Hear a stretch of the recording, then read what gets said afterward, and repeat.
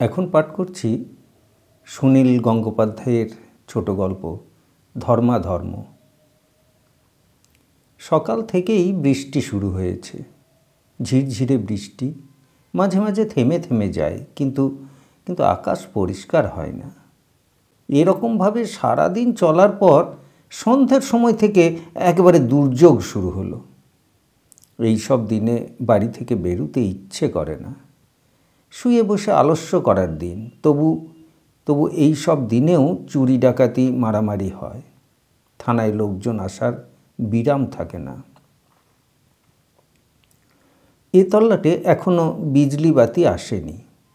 দুটো হ্যারিকেন জ্বলছে টেবিলে, মাঝে মাঝেই হাওয়ার দাপটে সে দুটোর নিভু নিভু অবস্থা। রহমান সাহেব বললেন, এই দরজা জানলা সব বন্ধ করে দে।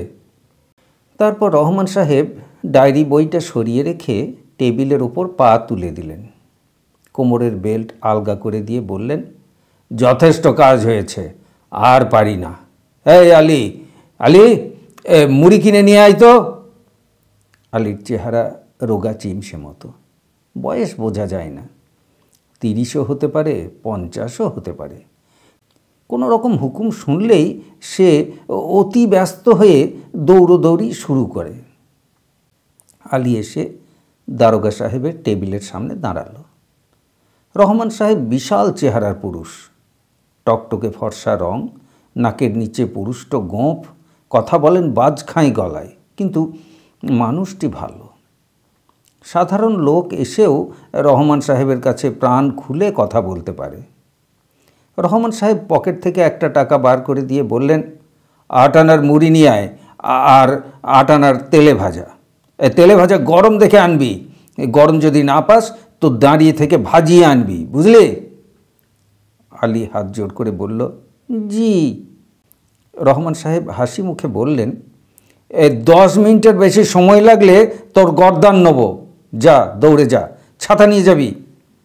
আলী চলে যাবার পর রহমান সাহেব অন্যমনস্কভাবে পা নাচাতে লাগলেন। এসআই ধীরেন সাহা 3 দিন ধরে জ্বরে পড়ে আছে। Literate constable Jagdish Tripathi transfer হয়ে যাওয়ার পর এখনও নতুন লোক আসেনি। কদিন ধরে থানার সব কাজ রহমান সাহেবকে একা সামলাতে হচ্ছে।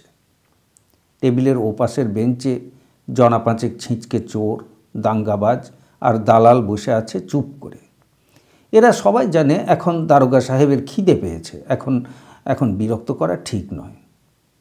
কনস্টেবল হরনাথ আর সিদ্দিকী থানার দরজার সামনে দাঁড়িয়ে খৈনি বিনিময় করছে। হরনাথের আজ নাইট ডিউটি, সিদ্দিকীর এখন ছুটি হবার প্রায় সময় হলো, কিন্তু দারোগা সাহেব মুড়ি কিনতে পাঠানোয় সে আরও কিছুক্ষণ থেকে যেতে চায়। আলী বেশ তাড়াতাড়ি এসে পড়েছে। টেবিলের ওপর খবরের কাগজ বিছিয়ে তার উপর মুড়ি ঢালল। গরম গরম আলুর বড়া এনেছে। রহমান সাহেব এক মুঠো মুড়ি গালে ফেলে বললেন, কাঁচা মরিচ কই? মরিচ জানিস নি?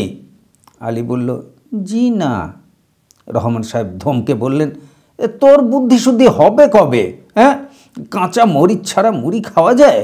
যা যা, কাঁচা মরিচ নিয়ে আয়। আলী আবার দৌড়ে গেল। রহমান সাহেব বললেন, কই হে হরনাথ, সিদ্দিকী, এসো এদিকে, নাও।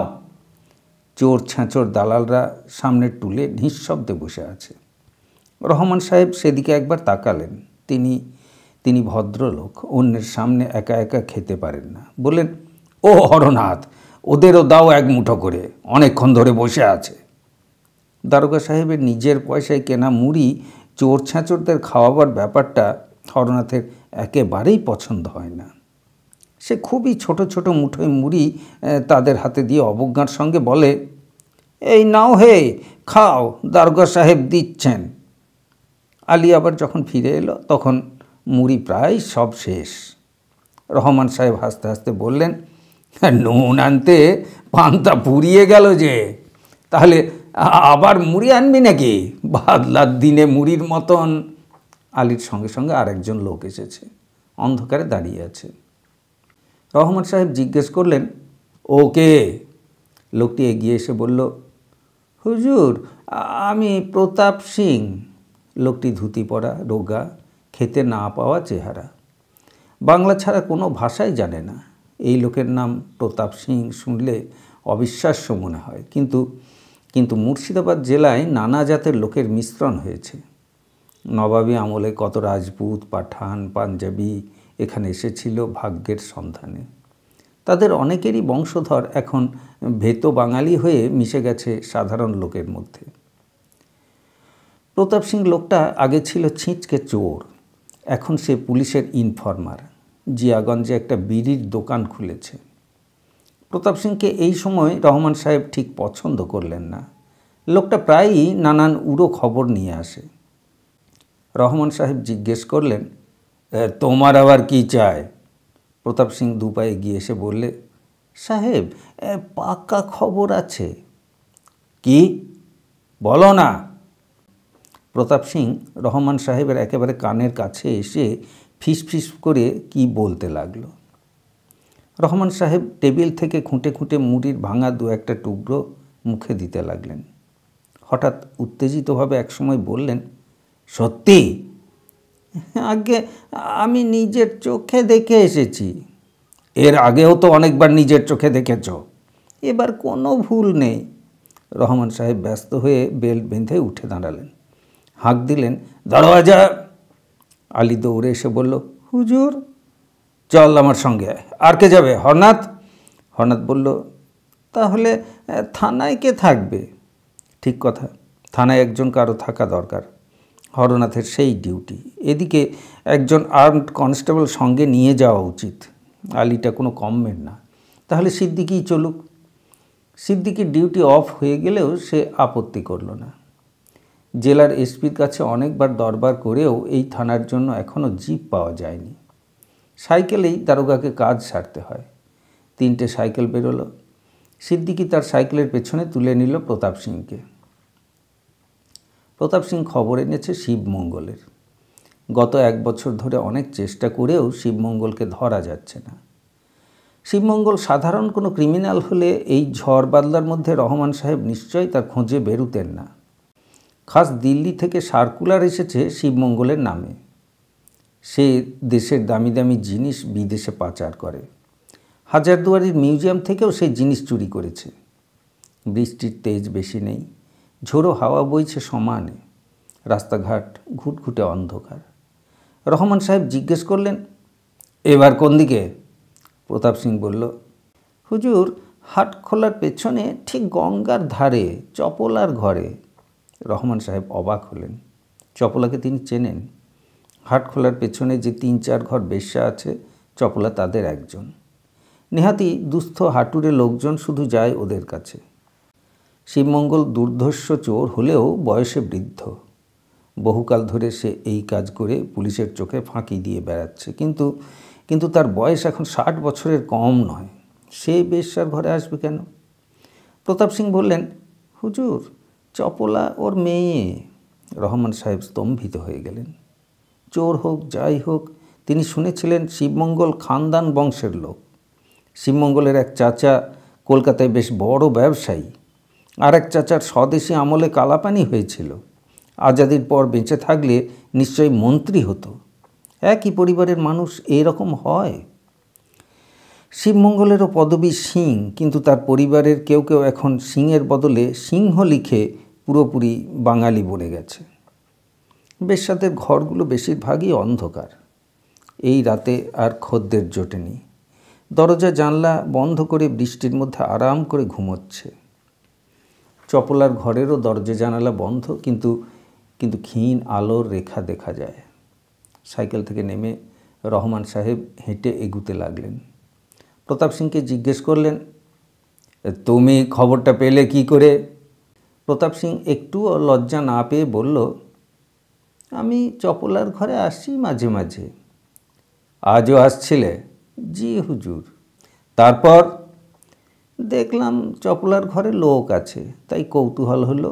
পেছনের বেড়ার ফাঁক দিয়ে উঁকি মেরে দেখলাম। হঠাৎ থেমে গিয়ে প্রতাপ সিং বলল, আপনি দরজায় ধাক্কা মারুন, আমি আর যাব না। কথাটা বলেই প্রতাপ সিং দ্রুত পেছন ফিরে অন্ধকারে মিলিয়ে গেল। রহমান সাহেব সেদিকে তাকিয়ে একটু হাসলেন। এই প্রতাপ সিংয়ের মতো আর একটা লোক কি কেউ খুঁজে আনতে পারবে? নিজে চোর ছিল, এখন অন্য চোরদের ধরিয়ে দেয়। চপলার কাছে আসে, কিন্তু এখানকার অন্য মেয়েদের কাছে আসে না। তাহলে তো অন্য ঘরে ঢুকে পড়লেই পারত। চপলার জন্য নিশ্চয়ই তার একটু টান আছে। চপলার বাবা এসেছে বলে সে পুলিশে খবর দিতে গেল ইনাম পাবার লোভে। এসব মিটে গেলে ও নিশ্চয়ই আবার একদিন চপলার ঘরে আসবে। চপলার বাবা ধরা পড়ার জন্য দুঃখ প্রকাশ করবে। রহমান সাহেব আলী আর সিদ্দিকীকে বললেন, তোমরা পেছন দিকে দাঁড়াও, বুড়ো ব্যাটা যদি পালাবার চেষ্টা করে সোজা গুলি করবে। তিনি নিজে গিয়ে চপলার ঘরের দরজায় ধাক্কা দিলেন। ভেতরে ফিসফাস কথা হচ্ছিল, হঠাৎ থেমে গেল।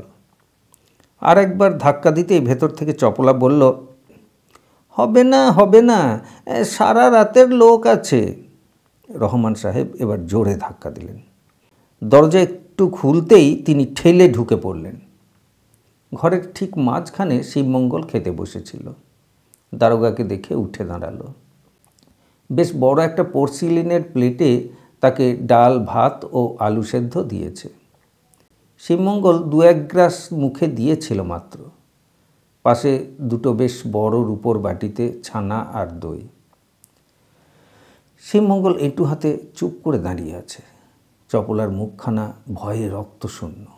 রহমান সাহেব ডাকলেন, সিদ্দিকী, সিদ্দিকী। সিদ্দিকী রাইফেল হাতে নিয়ে ঘরে ঢুকল। রহমান সাহেব তাকে বললেন, ওর পাশে দাঁড়াও। সিদ্দিকী কাছে গিয়েই শিবমঙ্গলের কাঁধের কাছটা খিঁচে ধরল।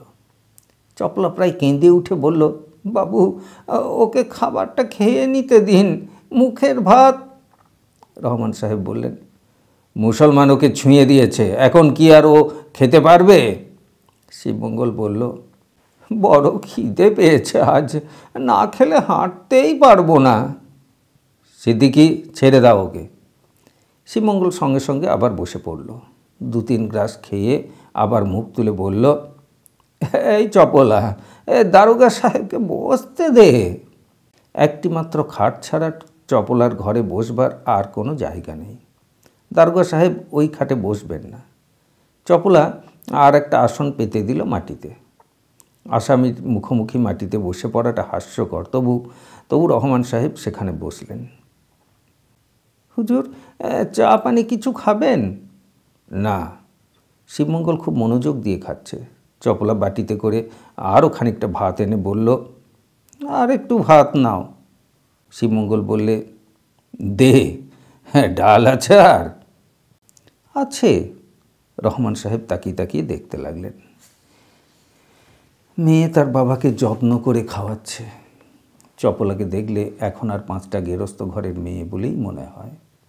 আজ সে গালে রং মাখেনি, জেলে নাইলনের শাড়ি পরেনি, 8 পৌর একটা লাল পেরে শাড়ি পরে আছে। যদিও নিজের বাবা সম্পর্কে সে বলেছিল সারা রাতের লোক। রহমান সাহেব শিবমঙ্গলের খাওয়া দেখে মুখ টিপে হাসলেন। সস্তা চিনেমাটির প্লেটই এখানে অনেকের জোটে না, আর এখানে একেবারে খাঁটি পোর্সিলিনের প্লেট, 2-2টো রূপোর বাটি। খানদান বংশ তো। জল দিয়েছে অবশ্য কাচের গ্লাসে। শিবমঙ্গল নিশ্চয়ই এতদিনে অনেক টাকার কারবার করেছে। সেসব টাকা সে কী করে ওড়ায় কে জানে। তার মেয়েকে এই হাটখোলায় ঘর নিতে হয়। প্লেট ও বাটি দুটো চেটেপুটে শেষ করল শিবমঙ্গল। তারপর বলল, হুজুর, হাত ধুয়ে আসি। রহমান সাহেব সিদ্দিকীকে সঙ্গে যাওয়ার জন্য চোখের ইশারা করলেন। তারপর আলীকে ডেকে বললেন, এই প্লেট আর বাটি দুটো তুই নিজে ধুয়ে নিয়ে আয়, থানায় নিয়ে যেতে হবে। একটা হিন্দু চোরের এঁটো বাসন ধোয়ার কথায় আলীর মুখে চোখে আপত্তির ভাব ফুটে ওঠে। রহমান সাহেব ধমক দিয়ে বললেন, যা বলছি তাই কর। চপলা বলল, আমি ধুয়ে দিচ্ছি, দরজার সামনেই। রহমান সাহেব জিজ্ঞেস করলেন, আর সব জিনিসপত্র কোথায়? চপলা বলল, আমি তো কিছু জানি না। রহমান সাহেব কটমট করে তাকালেন চপলার দিকে। তাঁর এই মুখভঙ্গি দেখলে সবাই ভয় পায়। চপলা ভয় পেল না। সে হেসে বলল, আমার কি দোষ? চপলার কি দোষ তা রহমান সাহেব জানেন না।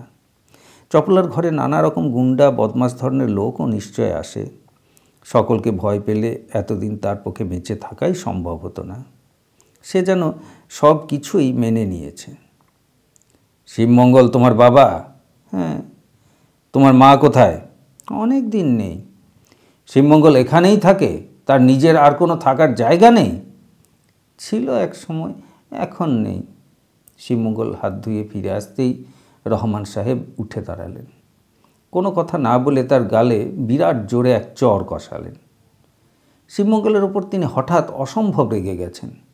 লোকটা শুধু চোর বলে নয়, চোর ডাকাত তিনি অনেক দেখেছেন। নিজের মেয়েকে বেশ্যা বানিয়ে আবার তার বাড়িতেই এসে এরকমভাবে তৃপ্তি করে খাওয়ার দৃশ্য তাঁর সহ্য হয় না। এই মেয়েটির জন্য কোনো অভিযোগ কিংবা দুঃখবোধ পর্যন্ত নেই। অত জোরে চর খেয়ে শিবমঙ্গল ঘুরে পড়ে যাচ্ছিল। গালে হাত দিয়ে কিছুক্ষণ ঝিম হয়ে রইল। লোকটির মাথায় অনেক চুল পেকে গেলেও শরীর বেশ মজবুত আছে। মুখ দেখলে চোর ডাকাত মনে হয় না। ভালো সাজ পোশাক পরে 5 জন ভদ্রলোকের সঙ্গে মিশে থাকলে অনেকেই তাকে সম্মান করে কথা বলবে। সেইটাই ওর চুরি করার টেকনিক। নানান ছদ্ম পরিচয়ে পুরনো বনেদি বাড়িগুলোতে ঢুকে পড়ে, তারপর মূল্যবান জিনিসপত্র সরায়। রহমান সাহেব কর্কশভাবে বললেন, মালপত্তর কোথায়? মারবেন না, দিচ্ছি। নিচু হয়ে খাটের তলা থেকে শিবমঙ্গল একটা কাপড়ের পুঁটুলি বার করল। গিঁট খুলতেই তার ভেতর ঝকঝকে কয়েকটা রূপোর ছুরি, কাঁটা, একটা হাতির দাঁতের নস্যদান, জেড পাথরের 2টো পুতুল, অনেক কারুকার্যময় খাপওয়ালা একটা শৌখিন চুরি। এইসব? হ্যাঁ হুজুর। মাত্র এই কয়েকটা জিনিস চুরির দায়ে শিবমঙ্গলের বড়জোর মাস 6 জেল হতে পারে। শিবমঙ্গল অনেক গভীর জলের মাছ। ধরা পড়ার জন্য সে সব সময় তৈরি হয়েই থাকে। সামান্য কিছু জিনিসপত্র হাতের কাছেই রেখে দেয়। রহমান সাহেব তাকে মারার জন্য আবার হাত তুলতেই সে নিচু হয়ে বলল, সত্যি হুজুর, আর কিছু নেই। আর কটা পাথরের পুতুল আছে, তার দাম বেশি নয়। পুতুলগুলো বেরোলো কাঠের আলমারির পিছন থেকে। শিবমঙ্গলই বার করল কোনো পুরনো মন্দিরের গা থেকে ভেঙে নেওয়া টেরাকোটার মূর্তি। সাহেবদের কাছে এগুলোর দাম আছে। রহমান সাহেব বুঝলেন এগুলো দ্বিতীয় সেট, এও সাজিয়ে রাখা। আসল জিনিস এখনও বেরোয়নি। শিবমঙ্গলের চোখের দৃষ্টি চঞ্চল। আলী আর সিদ্দিকিকে হুকুম দিলেন ঘর খুঁজে দেখবার জন্য। চপলার একটি মাত্র টিনের সুটকেস, একটা আলনা ও কাঠের আলমারি, এসব খুলে দেখতে বেশিক্ষণ সময় লাগে না। আর কিছু নেই, শুধু আর একটি রূপোর চামচ ছাড়া। এটা বোধহয় চপলা তার বাপকেও না জানিয়ে লুকিয়ে রেখেছিল। শিবমঙ্গলের চোখ দেখলে তাই মনে হয়। রহমান সাহেব টর্চ জ্বালিয়ে সমস্ত অন্ধকার আনাচ কানাচ দেখছেন। মেঝেতে গর্ত থাকাও বিচিত্র কিছু নয়। তন্ন তন্ন করে দেখছেন কোথাও মাটি খোঁড়ার চিহ্ন আছে কিনা। দরজার ওপরেই কুলঙ্গিতে কি একটা ঠাকুরের মূর্তি ফুল বেলপাতায় ঢাকা। সেখানে যতবার টর্চের আলো পড়ছে কি যেন ঝকঝক করে উঠছে। ওখানে কিছু লুকিয়ে রাখাও বিচিত্র নয়। রহমান সাহেব স্থিরভাবে সেই দিকে টর্চ ফেলে চিন্তা করতে লাগলেন। তারপর চপলাকে বললেন, ওখানে কি ঠাকুর আছে সরাও, পেছনে কি আছে দেখব। চপলা বলল, আমি ঠাকুর ছোবো কী করে? ঠিক, বেশ্যা কি কখনো ঠাকুর দেবতার গায়ে হাত ছোঁয়াতে পারে? ওদের ধর্মে বড় কড়াকড়ি। তাহলে ও ঠাকুর ওখানে বসালো কে? বামুন ঠাকুরকে দিয়ে বসিয়েছি। রহমান সাহেব আফসোস করতে লাগলেন। সিদ্দিকির বদলে কেন হরনাথকে নিয়ে এলো না? হরনাথ জাতে ব্রাহ্মণ, সে পুলিশ হলেও ঠাকুরের গায়ে হাত ছোঁয়ালে অন্যায় ছিল না। তিনি নিজে কিংবা আলী বা সিদ্দিকি তো হিন্দুর ঠাকুর ছুঁতে পারেন না। শিবমঙ্গল নিজেই বলল, আমি সরিয়ে দিচ্ছি, দেখুন না হুজুর, সন্দেহ রাখবেন কেন? শিবমঙ্গল চোর হলেও ঠাকুর দেবতা ছুঁতে পারে, তাতে বোধহয় কোনো অপরাধ নেই, কিন্তু তার মেয়ে পারবে না। শিবমঙ্গল ঠাকুরের মূর্তিটা মুঠোয় চেপে ধরে ফুল বেলপাতা সরিয়ে দিল। তার পেছনে আর কিছুই নেই। দেখলেন তো, আর কিছুই নেই। রহমান সাহেব অন্যমনস্কভাবে শিবমঙ্গলের হাতের দিকে তাকিয়ে আছেন। হঠাৎ চমকে উঠলেন। ভালো করে সেদিকে টর্চ ফেলে মুখ দিয়ে একটা বিস্ময়ের শব্দ করলেন। ছোট্ট একটা কালী ঠাকুরের মূর্তি। মূর্তির জিভ আর চোখ দুটো খাঁটি সোনার। অপূর্ব সুন্দর মূর্তি। শুধু সেই জন্যেই নয়, এর মূল্য আরও অনেক বেশি। আকন্দপুরের জমিদার বাড়ির ঠাকুরঘর থেকে মূর্তি চুরি গেছে 2 সপ্তাহ আগে। সমস্ত কাগজে বড় বড় করে খবর বেরিয়েছে, প্রত্যেক থানায় সার্কুলার এসেছে, 2,500 টাকা পুরস্কার ঘোষণা করা হয়েছে। শিবমঙ্গল বলল, এটা আমি নাটোরের মেলা থেকে কিনেছিলাম মেয়ের জন্যে, পেতলের কাজ করা। রহমান সাহেব কটমট করে তাকালেন। এত বড় জিনিসের খোঁজ তিনি এখানে এসে পেয়ে যাবেন আশাই করেননি। উল্লুকা পাট্টে, দে ওটা আমার হাতে। শিবমঙ্গল মূর্তিটা শক্ত করে ধরে বলল, হুজুর, হিন্দু ঠাকুর আপনি ছোবেন না। ঠাকুর আবার কি চোরাই মাল? আমরা এটা রোজ পুজো করি। রহমান সাহেব হাত বাড়িয়েও আবার হাত সরিয়ে নিলেন। এসব বড় গোলমেলে ব্যাপার। হিন্দুর ঠাকুর ছুঁয়ে দিলে সত্যি যদি কোনো গোলমাল হয়, ফুল বেলপাতা দিয়ে এটাকে যে পুজো করা হয়েছে তা ঠিক। শিবমঙ্গল অতি ধুরন্ধর। শিবমঙ্গলকে বেধড়ক মারবার জন্য তার হাত নিষ্পিস করছিল, কিন্তু মারতে পারলেন না। লোকটা এখন ঠাকুর ধরে আছে। এই অবস্থায় ওকে ছোঁয়াই দোষের কিনা কে জানে। আলী দারোগা সাহেবকে বললেন, সরকার আপনি ওতে হাত দেবেন না। রহমান সাহেব সিদ্দিকীকে বললেন, ভালো করে দেখো তো আকন্দপুরের চোরাই কালী ঠাকুরের ডেসক্রিপশনের সঙ্গে মেলে কিনা। সিদ্দিকী বলল, কোনো সন্দেহ নেই। পুলিশের আগমনের খবর পেয়ে বাইরে কয়েকজন লোক উঁকি ঝুঁকি মারছিল। রহমান সাহেব বাইরে এসে জিজ্ঞেস করলেন, তোমাদের মধ্যে বামুন কেউ আছে? লোকগুলো উত্তর না দিয়ে দুপদাপ করে পালালো। রহমান সাহেবও জানেন মুসলমান প্রধান এলাকা, এখানে বামুন বিশেষ কেউ নেই। যে লোকটা তেলে ভাজা বিক্রি করে সে বোধহয় বামুন, কিন্তু এত রাত্রিরে তাকে পাওয়া যাবে কোথায়? তিনি চপলাকে জিজ্ঞেস করলেন, রোজ এই ঠাকুর পুজো হয়েছে? চপলা বলল, জাগ্রত ঠাকুর, পুজো না করলে ওলা উঠো হবে না। রহমান সাহেব ভাবলেন, জাগ্রত ঠাকুর চুরি করে আনতে বিবেকের কোনো বাধা নেই, কিন্তু পুজো ঠিক করতে হবে। শিবমঙ্গল কি পুজো করার জন্য এনেছে না বিক্রি করার জন্যে? কে পুজো করে? বামুন ঠাকুর, গঙ্গার ওপারে থাকেন। গঙ্গার ওপারে এমন কোনো বামুন ঠাকুর থাকেন যিনি বেশ্যার ঘরে এসেও পুজো করে যান? মহৎ লোক নিশ্চয়ই। এখন তাকে পাওয়া যাবে কোথায়? তিনি শিবমঙ্গলকে বললেন, ওটা তোর হাতেই থাকুক, চল বাইরে চল। শিবমঙ্গল জোরে জোরে চেঁচিয়ে বলল, রহমান সাহেব, আপনি হিন্দুর ঠাকুর জোর করে নিয়ে যাবেন ঘর থেকে? দিনের বেলা হলে লোকটা বোধহয় একটা দাঙ্গা হাঙ্গামা বাঁধাবার চেষ্টা করত। এখন ফাঁকা হাট, লোকজন বিশেষ নেই। তিনি হুঙ্কার দিয়ে বললেন, দরকার হলে তোকে গুলি করে মেরে ফেলার হুকুম আছে আমার হাতে, চল। সিদ্দিকী মারতে যাচ্ছিল শিবমঙ্গলকে। রহমান সাহেব তাকে বাধা দিলেন।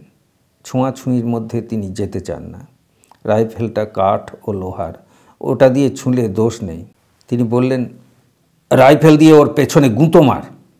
চপলা বলল, ঘর থেকে ঠাকুর নিয়ে গেলে আমার কি হবে দারোগা সাহেব? রহমান সাহেব বললেন, এটা আর একজনের ঘর থেকে এসেছে, রাস্তা ছাড়ো। শিবমঙ্গল সাইকেলে উঠবে না। কালী ঠাকুর হাতে নিয়ে সেই মুসলমানের সঙ্গে এক সাইকেলে উঠবে কী করে? রহমান সাহেব বললেন, সবাই হেঁটে চলো। বড় বড় ফোঁটায় বৃষ্টি পড়ছে, কালো হয়ে আছে আকাশ। 7 মাইল পথ এর মধ্যে দিয়ে হেঁটে যেতে হবে। উপায়ই বা কী? হরনাথকে সঙ্গে নিয়ে এলে এরকম ঝামেলায় পড়তে হতো না। হিন্দুদের জাগ্রত ঠাকুর থানাতেই বা কীভাবে রাখা হবে? কোথা দিয়ে যে কোন দোষ বেরিয়ে যায়। থানায় ফিরেই তিনি এসআই ধীরেন সাহাকে জ্বর থেকে তুলবেন, তার আর হরনাথের হাতে সব চার্জ বুঝিয়ে দেবেন। এরকম ঝামেলায় তিনি জীবনে কখনো পড়েননি। কাদায় প্যাচপ্যাচে রাস্তা, সামনে কিছুই দেখা যায় না। শেয়ালের ডাকে কানে তালা লেগে যাওয়ার উপক্রম। শিবমঙ্গল হঠাৎ থেমে পড়ে বলল, দারোগা সাহেব, আপনারা রূপোর জিনিসগুলো নিয়ে যান, আমাকে ছেড়ে দিন। চল হারামজাদা, এই একটা পুতুল নিয়ে আপনারা কি করবেন? এগো বলছি। আমি এটা বিক্রি করব না, জাগ্রত ঠাকুর।